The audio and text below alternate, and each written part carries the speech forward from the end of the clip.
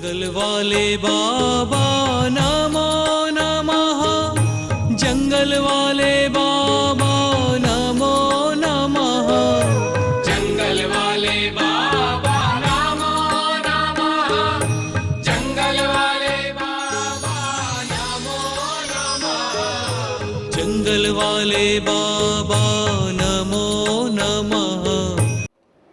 रागाद्यक्षेमुपगता यस्य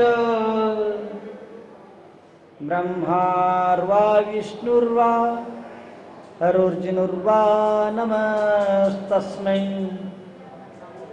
नमः श्रीवर्धमानाय निर्धूतकलात्मने सालोकानां त्रिलोकाणां यद्विद्यादर्पणायते तरनिविद्यासागरगुरु तारो मुझे ऋषिश करुणा करो कर से दो आशीष।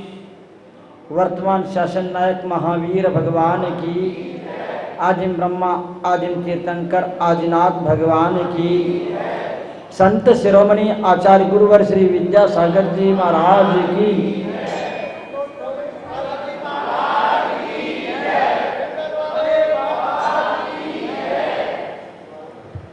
युग के आदिम ब्रह्मा आदिम तीर्थंकर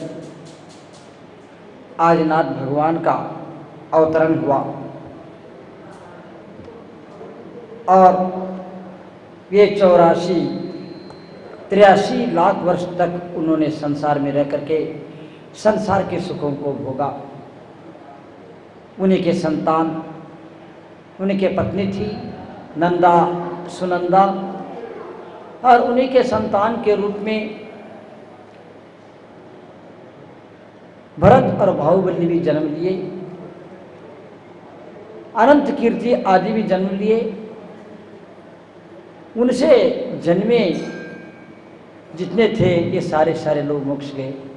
चाहे अनंत कीर्ति को देख लो, चाहे बाहुबली को देख लो, चाहे भरत चक्रवर्ती को देख लो, सिर्फ मोक्ष ही नहीं गए, इसे कलिकाल की अथवा हुंडा सर्प निकाल की यह दोष भी माना जाता है। तीर्थंकर के पहले कोई मोक्ष नहीं जाता है, तीर्थंकर के पहले कोई भी मोक्ष नहीं जाता है, किंतु बाहुबली और अनंत कीर्ति ये दोनों की तीर्थंकर के पहले भी मोक्ष गए बंधुओं। और इतना ही नहीं, वे बाहुबली कामदेव थे। कामदेव के साथ साथ भगवान आदिनाथ की शरीर की अवगाहना 500 धनुष थी। कौन बात कर रहे हैं, कहां से बात हो रही है? बाहर भी है क्या? शरीर की अवगाहना, लेकिन बाहुबली की शरीर की अवगाहना सब 500 धनुष रही। ये सर्प कुंडा और सर्प निकाल के दोष थे, किंतु ऐसे तीर्थंकर के जन्म से जन्मे भरत बाहुबली और अनंत कीर्ति आदि ये महान व्यक्तित्व थे। और उन्होंने बाहुबली भी मोक्ष को चले गए और 500 धनुष ऊंचाई शरीर के अवगाहना थे। और इसके साथ ही साथ बाहुबली कामदेव भी थे, बाहुबली कामदेव भी थे। और उनके पुत्र भरत चक्रवर्ती, आज इस भारत देश का नाम भारत रखा गया है। इसी आदिनाथ भगवान के प्रथम पुत्र भरत चक्रवर्ती के नाम से इस देश का नाम भारत रखा गया है। देखो, विचार करो, एक तीर्थंकर के कामदेव, तद्भव मोक्षगामी चक्रवर्ती आदि संतान उत्पन्न हुए और उन्होंने ऐसा महान काम करके दिखाया। लेकिन भरत चक्रवर्ती जब दिग्विजय यात्रा के लिए निकल जाते हैं, तब 60,000 वर्ष के लिए दिग्विजय यात्रा करने के लिए लग जाते हैं।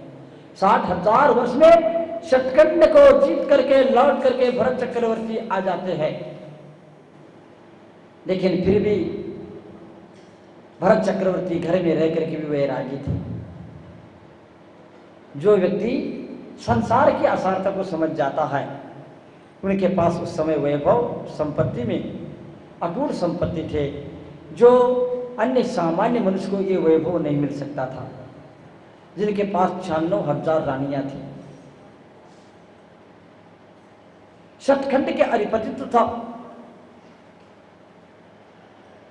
32,000 मुकुटबद्ध राजा जिनके चरणों में नतमस्तक थे। तुम्हारे पास क्या है, तुम क्यों अहंकार करते हो? एक मकान नहीं है, उसमें 6 कमरे भी नहीं है, और हम जो है सीना तान के चलते हैं। और इतना ही नहीं, उनके पास 84 लाख हाथी। कितने? 84 लाख हाथी, 18 करोड़ घोड़े। आज आपके पास क्या मिलते हैं? क्या नहीं आपके पास? आपके पास कितने घोड़े हैं? महाराज जी हमने तो कुत्ते पाल के रखे हैं। क्या पाल के रखे हैं? जिनका जैसा पुण्य रहता है वैसी सोच होती है, जैसी सोच होती है वैसे काम होता है। आज क्या पाल रहे हैं? हाथी घोड़ा नहीं पालते लोग। क्या पालते हैं? किसको पालते हैं? बोलो बोलो जल्दी बोलो।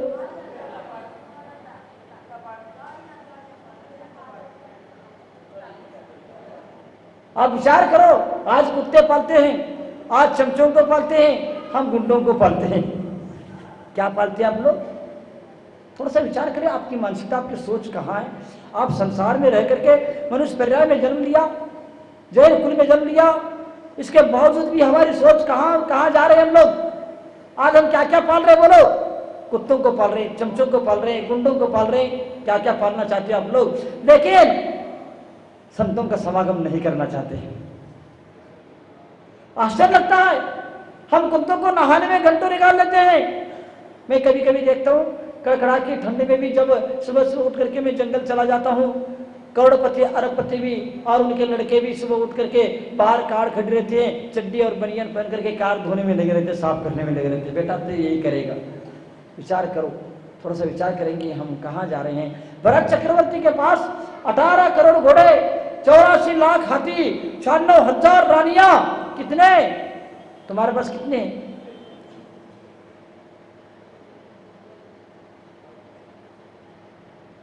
फिर भी तुम्हारी मानसिकता तो देखो। और इतना ही नहीं, 32,000 मुकुटबद्ध राजा जिनके चरणों में नतमस्तक थे,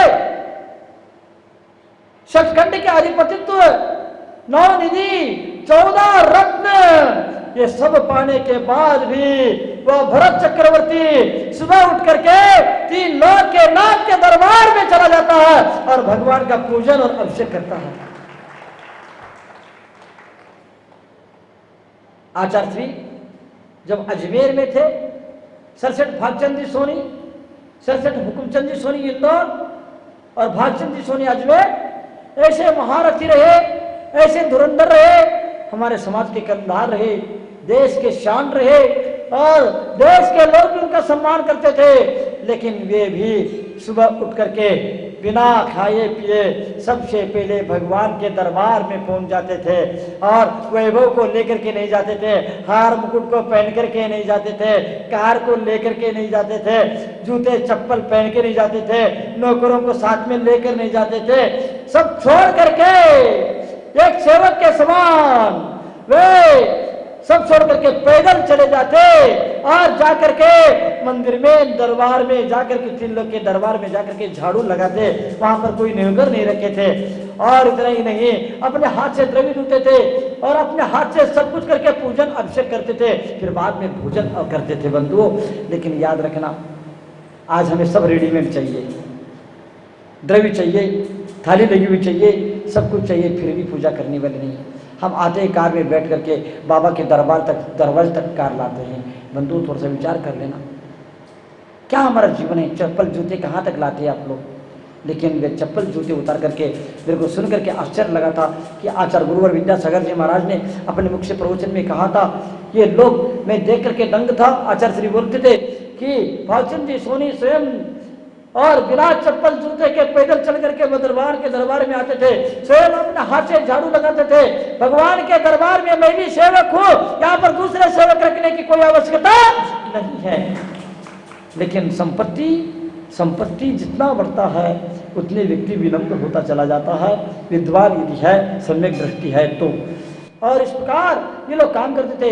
भरत चक्रवर्ती भी इतना वैभव होने के बाद भी 3 लोग के नाथ के पूजन के बिना भोजन नहीं करते थे। और इतना ही नहीं, अपने गांव में यदि अपने गांव में यदि निर्ग्रंथ संत आए हैं, साधु संत आए हैं, तो चौका लगाते और उनको आहार दिए बिना, उनके पड़गान किए बिना, उनके आहार हुए बिना भोजन नहीं करते थे। एक दरबार को छोड़ करके सतकंड अधिपतित्व, 96,000 रानियां, 18 करोड़ घोड़े, 84 लाख हाथी, ये सारे 9 निधि, 14 रत्न, 32,000 मुकुटबद्ध राजाओं को छोड़ करके, अपने दरबार को छोड़ करके जब वह द्वार पर खड़ा होता तो कैसा लगता होगा बोलो। हार मुकुट और आभूषण को उतार करके, शुद्ध सोलह के कपड़े को पहन करके और द्वार पर, सड़क पर आकर के खड़ा हो जाता कि निर्ग्रंथ संत हमारे द्वार से खाली हाथ न जाए। और वह दूर से देख करके, हे स्वामी नमोस्तु नमोस्तु नमोस्तु नमोस्तु, हे स्वामी नमोस्तु नमोस्तु नमोस्तु, अत्र अत्र तिष्ठ तिष्ठ। फिर भी उनके यहाँ महाराज जाए ये कोई नेम नहीं होता है। चक्रवर्ती भी बुरा नहीं मानता है, लेकिन अपना पड़गान करना कभी नहीं भूलता है। बंधुओं, जब एक बार चक्रवर्ती भरत अपने द्वार पर, दरबार को छोड़कर द्वार पर पड़गान के लिए खड़े थे, उस समय एक सेवक आकर के दौड़े दौड़े आता है और कहता है, स्वामिन महाराज। वो कहता है कि मैं यहाँ पर महाराजा नहीं हूँ, मैं यहाँ पर स्वामी नहीं हूँ, मैं अभी तो सेवक हूँ, पंच परमेष्टि के सेवक हूँ, इस समय मुझे स्वामी मत कहो। 3 लोग के दरबार में आने के बाद और निर्ग्रंथ संत के आने के सामने आने के बाद कौन स्वामी हो सकता बोलो। ऐसे ऐसे महापुरुष हुए तत्व मोक्षगामी, इस वैभव के बीच में रहने के बाद भी तत्व मोक्षगामी कैसे बने होंगे कल्पना करो। लेकिन आज हम छोटे से 10 रुपए कमाते नहीं हैं, जेब में 10 रुपए रहता नहीं है, हम दुनिया को खरीदने तैयार हो जाते हैं, अहंकार में डूब जाते हैं, हम धर्म को भूल जाते हैं। सम्यक दृष्टि कभी धर्म को नहीं भूलता है, वैभव भी धर्म को नहीं भूलता है, और संपत्ति हो, सुख संपत्ति हो, उस समय भी वो धर्म को नहीं भूलता है, और विपदा भी आ जाए तो भी धर्म को नहीं भूलता है। प्रभु रामचंद्र जी को देखो, उनके ऊपर विपदा आकर के टूट पड़ी, लेकिन वे धर्म को नहीं भूले। वनवास भी जाना पड़े, वो राजमहल में भी रहे तो भी उन्होंने क्या किया, धर्म का परिपालन किया, और जंगल में भी रहे, वनवास में भी रहे, वहां पर भी उन्होंने धर्म का परिपालन किया। बंधुओं, उतार चढ़ाव कुछ नहीं, धर्मात्मा के सामने धर्म होता है, धन महत्वपूर्ण नहीं होता, व्यक्ति नहीं वास्तविकता महत्वपूर्ण होती है। बंधुओं, आज आप लोगों का परम सौभाग्य है, भरत चक्रवर्ती जैसे व्यक्तित्व, ये भी तीर्थंकर के चरणों में जाकर के पूजन अभिषेक करता और प्रणगान कर लेता है और अपने आप को सेवक समझता है, आपका अपना सौभाग्य समझता है। आप भी अपना सौभाग्य समझे कि 3 लोग के नाथ को आसन देने का सौभाग्य मिल रहा है।